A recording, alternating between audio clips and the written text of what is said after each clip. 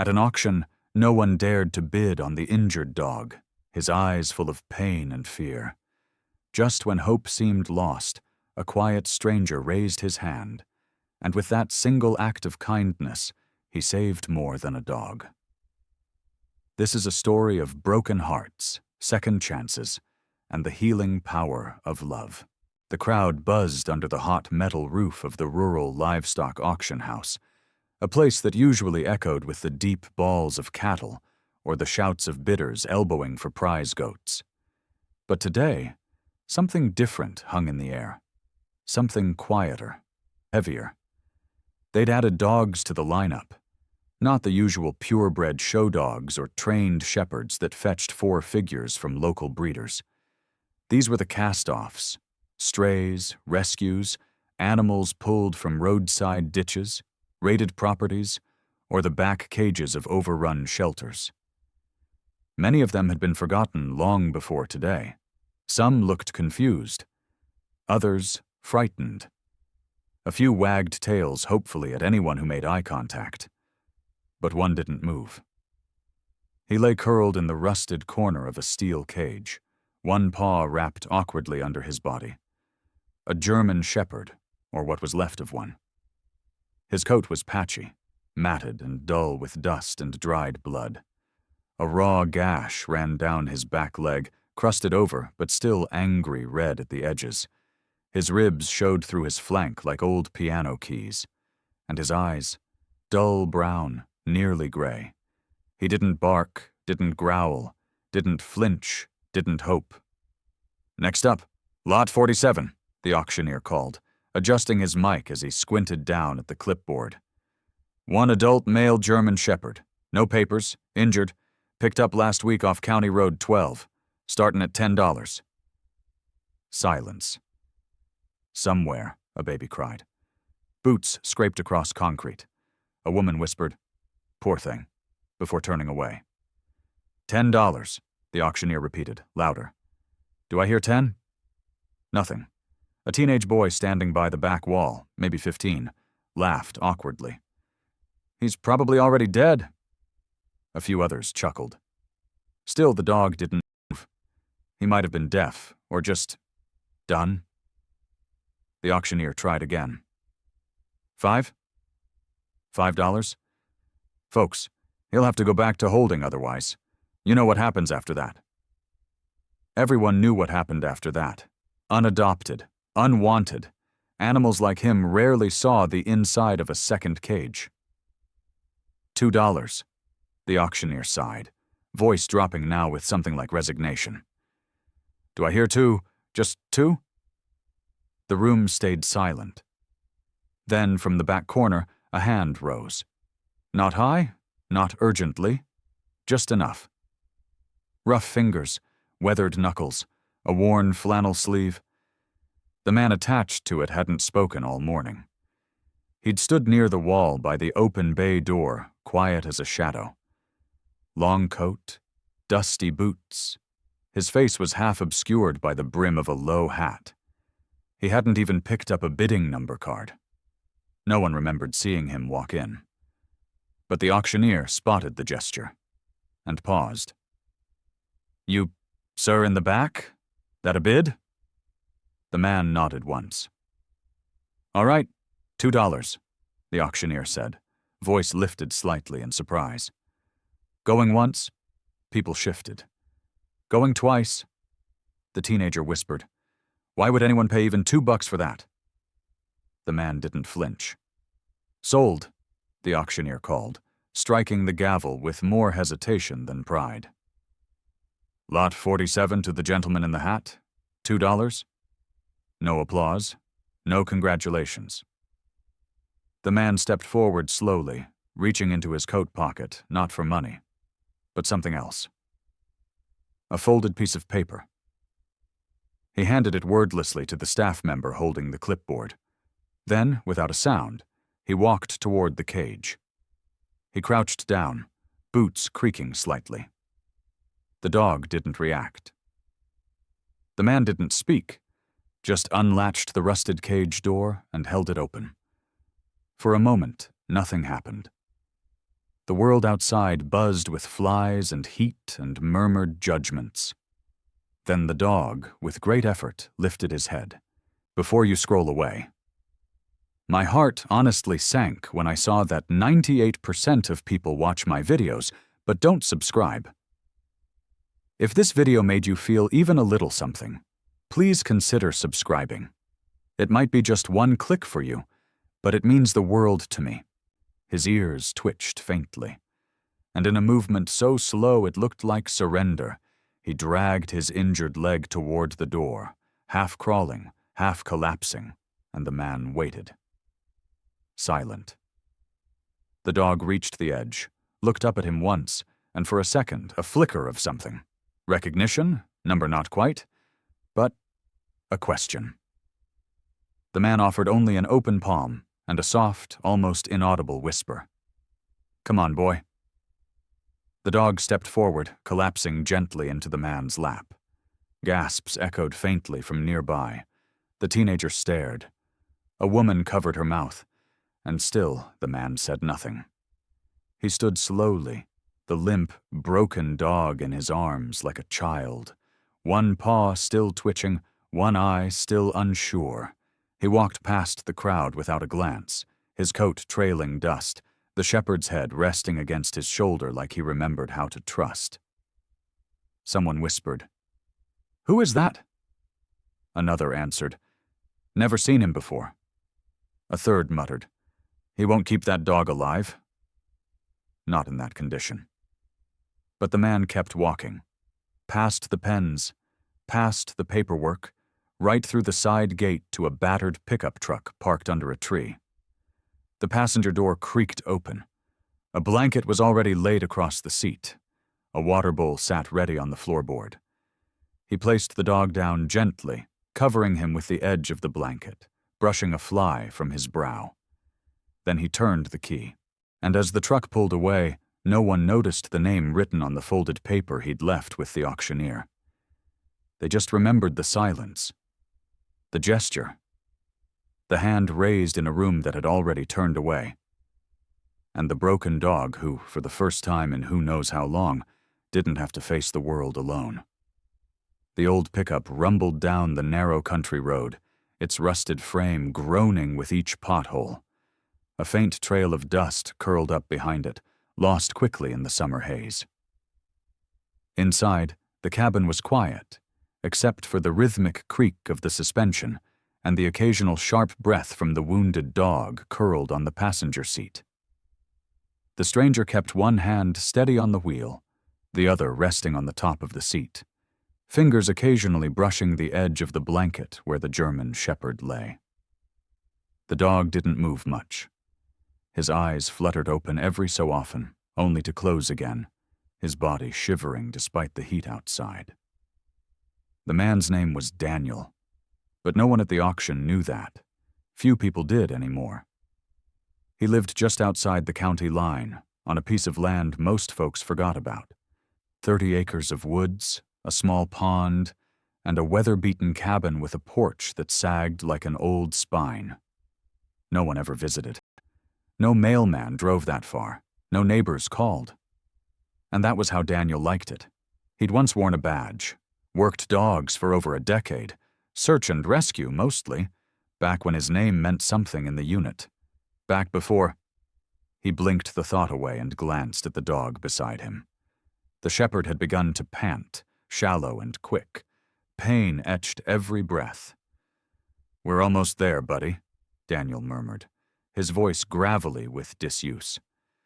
It felt strange saying it out loud, like shaking the rust off a gate that hadn't opened in years.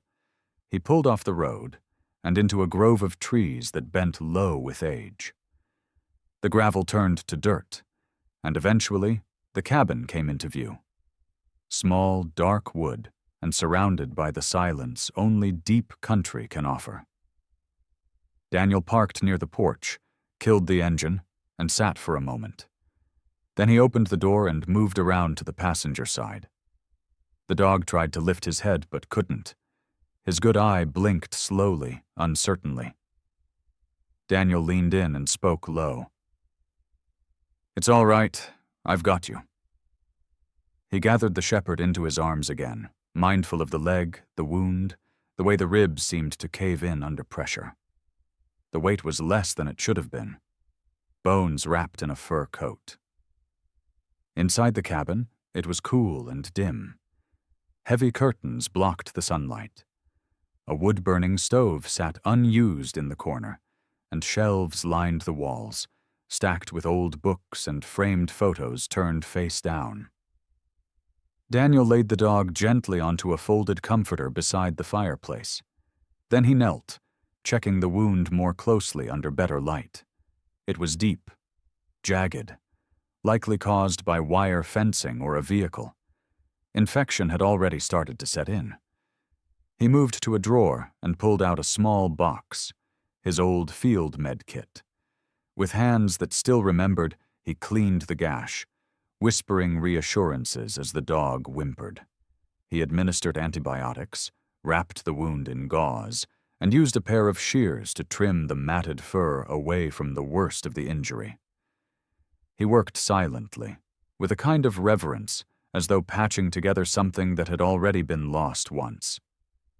The dog didn't fight. He barely moved. When it was done, Daniel sat back on his heels and exhaled for the first time in what felt like hours. "You're lucky you made it this far," he said softly, wiping his hands. "But luck won't carry you much longer." He watched the dog for a while. The rise and fall of his chest, the twitch of one paw. Then Daniel did something he hadn't done in years. He set out a second bowl of water. Not just a dish. A clean metal bowl from the back of the cupboard, untouched since, well, a long time. He poured fresh water into it, placed it within reach, and then sat across the room on the old recliner that groaned beneath him. He didn't turn on the TV. He just listened to the wind, the hum of insects outside, and the shallow breathing of the stranger who now shared his space. The dog drank once during the night, waking Daniel with the soft click of tongue against metal. He watched through half-lidded eyes, saying nothing. Just watching. The next morning, Daniel cooked breakfast for one, but something compelled him to crack a second egg into the pan. He chopped up bits of bacon, mixed them in, and placed the bowl beside the dog with quiet care. The dog didn't touch it. Not until later that afternoon, when Daniel stepped outside to chop firewood. He heard the sound when he returned, the faint clink of metal being licked clean. Progress. The days moved slowly after that. The dog didn't try to stand. He watched Daniel move around the cabin, flinched less, hands came close. Occasionally, he let out a low whine, especially during bandage changes, but never tried to bite. Daniel talked more, to the dog, to himself, to the silence. "They said you were a stray," he muttered one evening while washing a rag in a metal basin. "But I've seen your kind before. Someone trained you." He glanced down at the shepherd, who blinked back at him. "You're too disciplined not to have known someone." That night, Daniel laid a second blanket on the floor beside his recliner, without knowing why. And in the morning, the dog was there, curled against the side of the chair, like an old companion who'd never left. That's when Daniel decided to give him a name. "Shadow?" he said aloud, the word strange and simple. The dog didn't react. But the next day, when Daniel whispered, "Shadow, stay," as he left to check the property line, the dog didn't try to follow. Just watched, obedient, waiting. Daniel stared at him for a long while, heart caught somewhere between sorrow and awe. "You remember," he whispered. Something flickered in the dog's eyes. Something real. And that's when Daniel knew. Shadow wasn't just broken. He was buried. Buried under pain, silence, and something darker. Something that would take more than medicine to fix. Trees folded into one another inside the quiet cabin. The forest outside stirred with early signs of fall. The faint rustle of leaves, the crisp scent of pine in the cool morning air. Inside, Daniel and Shadow settled into a fragile rhythm, like two broken souls finding shelter from a storm neither could outrun. Daniel spent his mornings fixing the cabin, patching leaks, stacking wood, repairing an old screen door that banged when the wind picked up. But his evenings belonged to Shadow. He'd sit by the fire, the dog resting his heavy head on Daniel's boot, eyes half-lidded but alert. One evening, a storm rolled in. Thunder grumbled low, rain tapping a steady beat against the roof. Shadow twitched restlessly, ears flicking toward the window. Daniel noticed. "Not a fan of storms, huh?" he said softly. He reached out and gently stroked the dog's fur. "Me neither."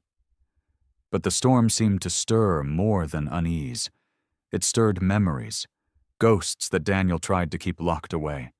He had left the service years ago, the scars both visible and hidden. The last mission still haunted him. A rescue gone wrong, a dog lost, a friend too.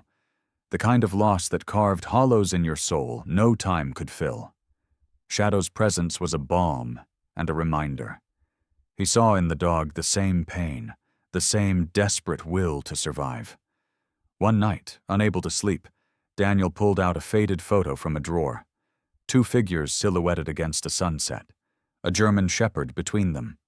The dog's ears stood tall, proud. Daniel's hand trembled as he traced the outline. "That was you," he whispered. "And me." Shadow stirred at the voice, eyes opening fully, meeting Daniel's. The wound on the dog's leg had improved, but the animal was still fragile. The quiet companionship was more than healing. It was a second chance. Daniel began talking to the local vet, cautiously at first. The man in town knew Daniel's past well. The vet agreed to come out to the cabin, away from prying eyes. When the vet arrived, she was surprised by the dog's condition, but more by the fact someone had saved him. "He's lucky you found him when you did," she said. "That wound could have been fatal." Daniel nodded, reluctant to reveal too much. But then the vet paused, her eyes narrowing as she examined Shadow's ears, his stance, the way he held himself. "This dog, he's trained. Probably K9 or search and rescue." Daniel's throat tightened. "He's been through hell." That night Daniel sat alone, chewing on the vet's words. Trained, not a stray. Somewhere out there, someone had lost him. Maybe more than one person. His thoughts wandered to the auction, the cold eyes, the raised paddles, the murmurs about the dog being damaged goods. Daniel had raised his hand when no one else would. Because sometimes, the quiet ones see what others refuse to face. The next day, Daniel began making calls, quietly. Veterinarians, shelters, and even old contacts from his past. He was determined to find out Shadow's story. But every lead was cold. No microchip, no records. It was as if Shadow had slipped through the cracks. Days passed. Shadow grew stronger, but still remained wary. The dog flinched at sudden movements and wouldn't let anyone approach too quickly. One afternoon, while Daniel was clearing brush near the pond, he spotted a figure walking along the edge of the woods. A woman, moving cautiously, her eyes scanning. Daniel watched, heart tight. The woman came closer and called out, "Daniel?" His name, spoken like a ghost from the past. He stepped forward, recognition flashing. "Rachel." She was an old colleague, part of the team from years ago, the ones who never forgot. Rachel looked past him, eyes locking on the cabin. "Is that Shadow?" Daniel's jaw tightened. "How did you—" "We've been looking for him," she said softly. "After the mission." Memories surged. Chaos, fire, desperation. Shadow had been lost that day. Everyone had assumed he was gone. But here he was. Daniel swallowed hard. Rachel stepped inside the cabin, kneeling beside Shadow. Her fingers brushed the dog's fur. Careful. Reverent. "He's come a long way," she said. Daniel nodded, the weight of the past pressing down. They talked long into the night, about the mission, the losses, and the hope that maybe this dog could heal not just physically, but the wounds they all carried. Shadow rested between them, no longer just a wounded animal, but a symbol, a chance to reclaim what had been lost. And as the rain pattered softly outside, Daniel realized that sometimes the quiet stranger who raises his hand is the one who carries the heaviest burden and the deepest hope. Morning light filtered through the cabin windows, casting soft amber streaks across the worn wooden floor. Daniel sat at the rickety table, a steaming cup of coffee warming his hands. Shadow lay nearby, eyes half closed but alert, the dog's breathing steady, a sign of progress. Rachel's presence had shifted the air. It was no longer just a man and his rescued dog. It was a reunion, a step toward closure for wounds left raw for years. Rachel pulled out a worn folder from her bag. Inside were photos, mission reports, and notes, a testament to the chaos they had faced. "Shadow's real name was Rex," she said, tracing her finger over a faded photo of a proud German shepherd in uniform. "He was the best tracker we had." Daniel absorbed the words slowly. Rex. The name felt right, heavy with memories. "He went missing during the extraction," Rachel continued. "We searched for weeks. I never stopped hoping." Daniel clenched his fists. He'd carried guilt, survivor's guilt, ever since. Rachel's eyes softened. "You saved him again, Daniel. This time for good." That day they made a plan. Rex needed proper care, a regimen to heal his body and rebuild his trust. Daniel agreed to take on the responsibility. It was more than just saving a dog. It was about saving himself. The vet visits began. Rachel accompanied Daniel to the clinic in town, where Rex received treatment and therapy. The vet recommended physical therapy to strengthen the leg and exercises to ease the lingering fear. Back at the cabin, Daniel adapted. The quiet evenings were now filled with gentle training sessions. He learned how to read Rex's body language, the stiffening of muscles, the subtle growls when discomfort surfaced, the slow wag of a tentative tail. It was painstaking, slow work. Rex flinched at loud noises and sudden movements. At times, the dog retreated into a corner, eyes filled with shadows of past horrors. Daniel found himself breaking his own walls, opening to patience and compassion he thought long buried. One evening, after a successful walk through the woods, Rex paused by a fallen tree and looked back at Daniel, eyes soft but clear. "Good boy, Rex," Daniel whispered, a lump rising in his throat.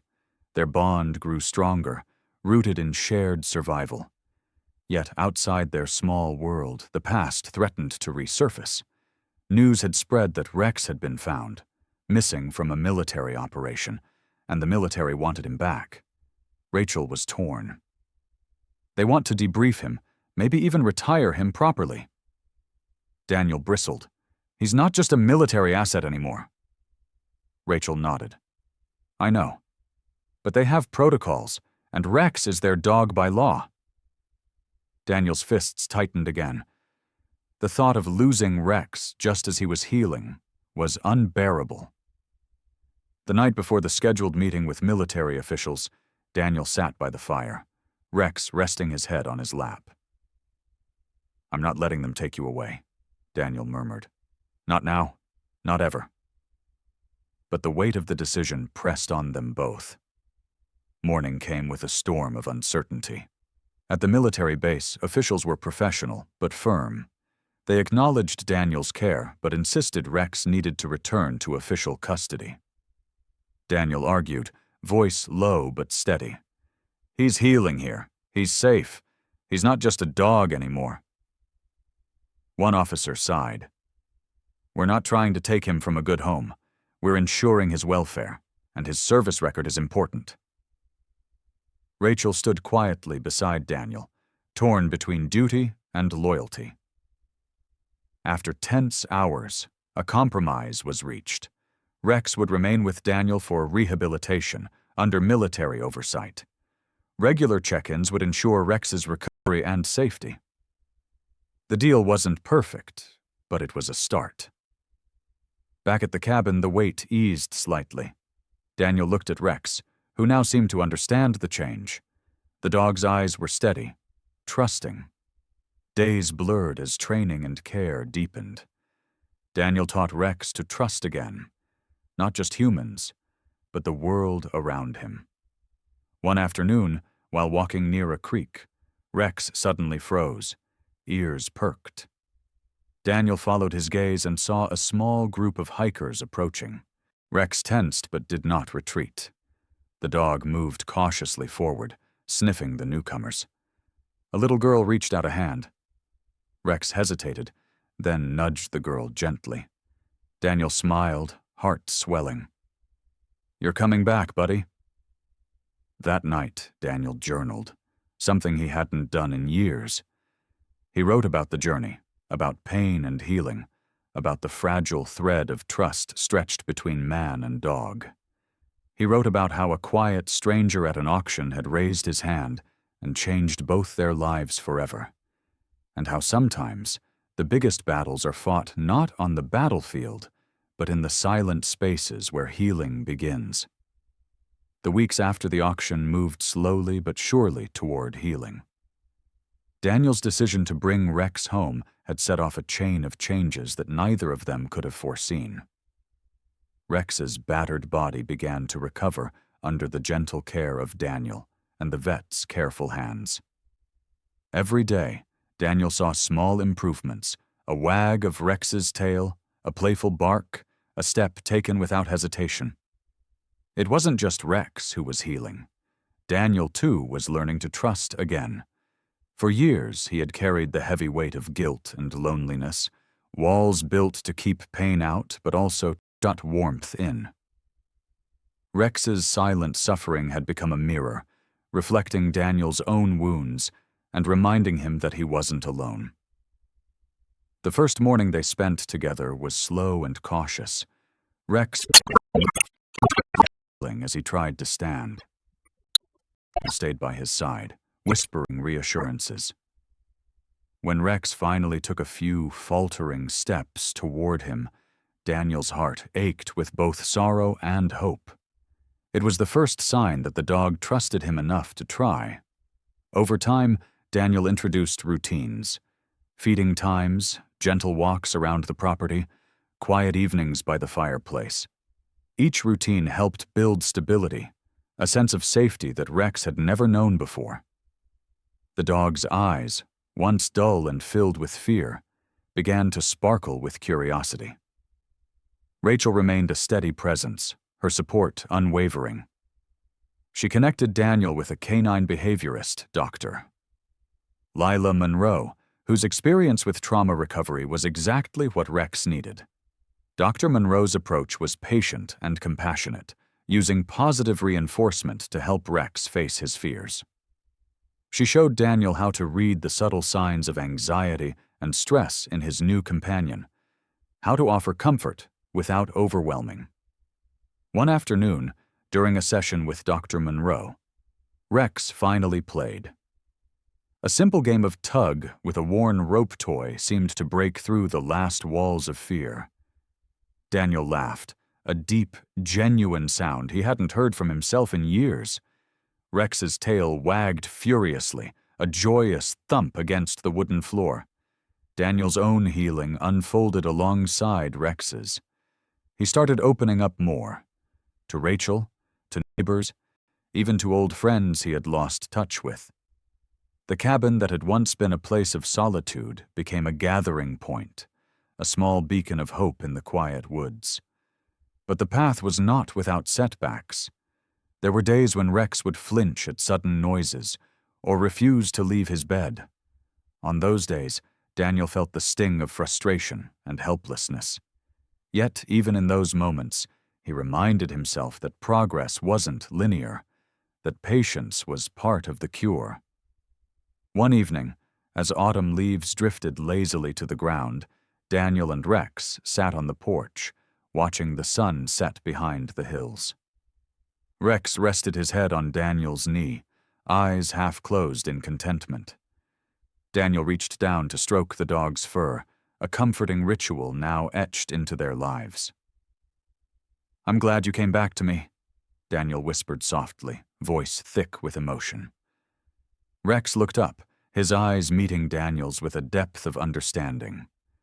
No words were needed. There was a silent bond forged in pain and healing, in loss and love. Word of Rex's transformation spread quietly through the local community. Daniel and Rachel were invited to speak at a veterans group meeting, sharing their story of recovery, resilience, and second chances. Standing before the group, Daniel's voice was steady but heartfelt. "Rex saved me as much as I saved him," he said. "Sometimes the greatest healing comes from unexpected places, like the quiet eyes of a dog nobody wanted." After the meeting, a woman approached Daniel, tears glistening in her eyes. "My son is a veteran," she said softly. "He's been struggling too. Your story gives me hope." Daniel smiled, the warmth spreading through him like sunlight. "It's never too late to start again." Back at the cabin, the days grew colder, but their bond only grew stronger. Rex's leg healed fully, and the dog began to explore the woods with renewed vigor. Daniel even started teaching Rex new commands, turning training sessions into moments of joy and connection. One chilly morning, Daniel noticed Rex staring intently at a narrow path through the trees. Without hesitation, Rex bounded forward, tail wagging excitedly. Daniel followed, heart pounding with anticipation. At the end of the path, they found a small, forgotten clearing bathed in golden light. It was a place untouched by pain or fear, a sanctuary for new beginnings. As Daniel knelt beside Rex, the dog licked his face, a wet, warm kiss full of gratitude and love. In that moment, Daniel understood the true meaning of rescue, not just saving a life, but being saved in return. The quiet stranger who had raised his hand at that auction had sparked a journey neither he nor Rex could have imagined. They had come from brokenness to wholeness, from silence to companionship. And now, with every sunrise and every step, they faced the future together. Wounded but unbroken, ready for whatever life would bring. Because sometimes, the simplest acts of kindness, one raised hand, one rescued dog, can change everything.